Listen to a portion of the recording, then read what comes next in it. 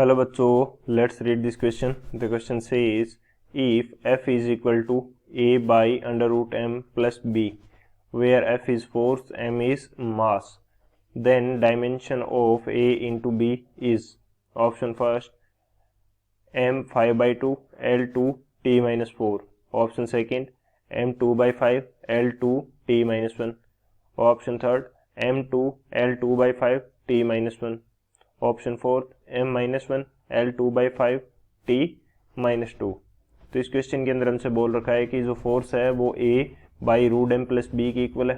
तो हमें a into B की जो डायमेंशन है वो फाइंड आउट करनी है. तो बात करते हैं हम लोग की कंसेप्ट की. की कंसेप्ट की यदि बात करें तो क्या की कंसेप्ट यूज होगा? की कंसेप्ट, तो की कंसेप्ट, फर्स्ट की कंसेप्ट हमारे पास ये होगा कि यदि हम किसी दो फिजिकल क्वांटिटीज़ को ऐड कर रहे हैं तो वो दोनों क्या होनी चाहिए? सेम डायमेंशन की होनी चाहिए. यानी कि हम फोर्स के अंदर किसी चीज़ को ऐड कर रहे हैं तो उसकी डायमेंशन भी फोर्स की डायमेंशन होनी चाहिए. यदि वेलोसिटी के अंदर ऐड करेंगे तो उसकी डायमेंशन भी वेलोसिटी के इक्वल होगी, अदरवाइज वो ऐड नहीं किया जा सकता. तो यहाँ पे स्टेटमेंट के रूप में मैं क्या लिखूंगा? Two physical quantities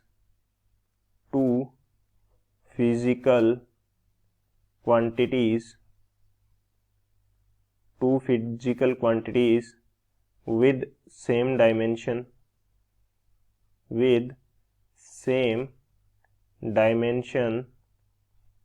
can be added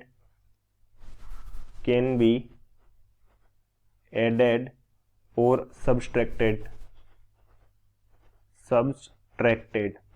दो सेम फिजिकल क्वांटिटी को ऐड किया जा सकता है या सब्सट्रैक्ट किया जा सकता है जिनकी डायमेंशन सेम हो. तो एक तो ये की कंसेप्ट होगा. सेकंड की कंसेप्ट हमारे पास क्या रहने वाला है?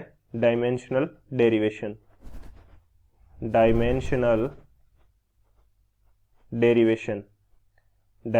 डेरिवेशन से हमारा मीनिंग क्या है कि यदि हमें किसी फिजिकल क्वांटिटी का फॉर्मूला पता है तो उसकी हेल्प से हम लोग क्या फाइंड आउट कर लेंगे?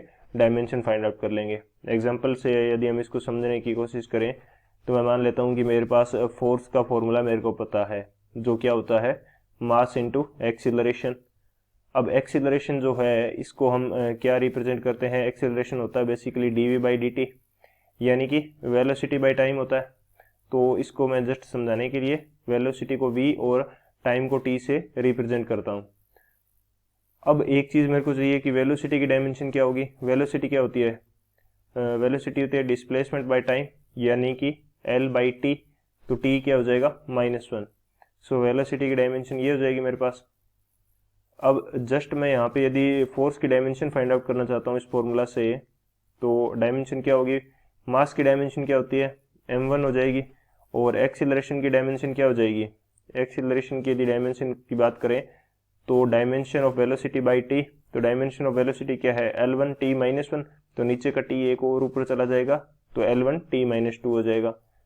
सो अब मैं एक्सीलरेशन की यदि डायमेंशन पुट करता हूँ यहाँ पे तो ये क्या हो जाएगा? m1 L1 t minus two.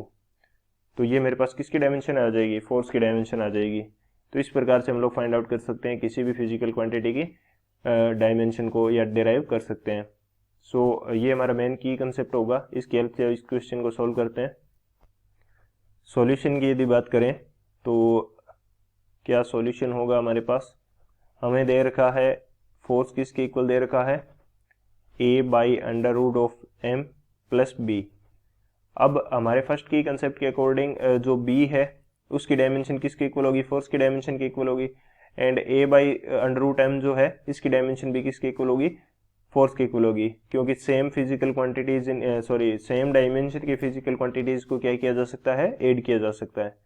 तो अब हमें एक तो ये पता चल गया कि a बाई रूट एम की जो डायमेंशन है वो किसके इक्वल है? फोर्स के डायमेंशन के इक्वल. और फोर्स की डायमेंशन क्या होती है? m1 L1 t minus two के इक्वल. ये हमारे पास किसकी डायमेंशन आ गई? फोर्स की आ गई. अब a की डायमेंशन यदि मेरे को यहाँ से चाहिए तो डायमेंशन ऑफ a क्या होगी? मैं अंडर रूट m की डायमेंशन को उधर मल्टीप्लाई कर देता हूँ. तो फोर्स की डायमेंशन है m1 L1 t minus two. And इधर मल्टीप्लाई आके क्या हो जाएगा? m1 बाई टू, क्योंकि रूट m की डायमेंशन क्या होगी? m1 by two.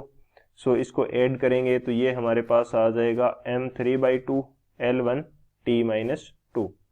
सो ये हमारे पास आ जाएगी डायमेंशन ऑफ ए।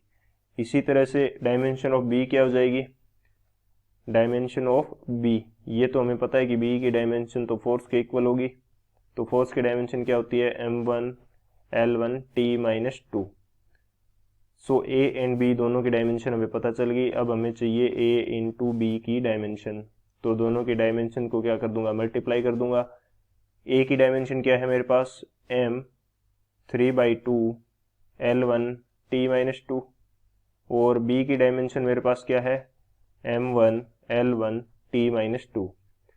तो जब इन दोनों को हम कर देंगे मल्टीप्लाई तो यहाँ पे डायमेंशन क्या आ जाएगी, m की डायमेंशन हमारे पास निकल के आ जाएगी 5/2, m की डायमेंशन आ जाएगी 5/2, l की डायमेंशन आ जाएगी 2 और t की डायमेंशन आ जाएगी -4। सो ये हमारे पास डायमेंशन आएगी a इंटू बी की, यानी कि m 5/2 L2 t-4। तो कौन सा ऑप्शन करेक्ट होगा वो देख लेते हैं हम लोग। तो m 5/2 L2 t-4 जो ऑप्शन ए है हमारा वो क्या हो जाएगा, करेक्ट हो जाएगा। So option A is the final answer. I hope you understood it well. Best of luck. Thank you.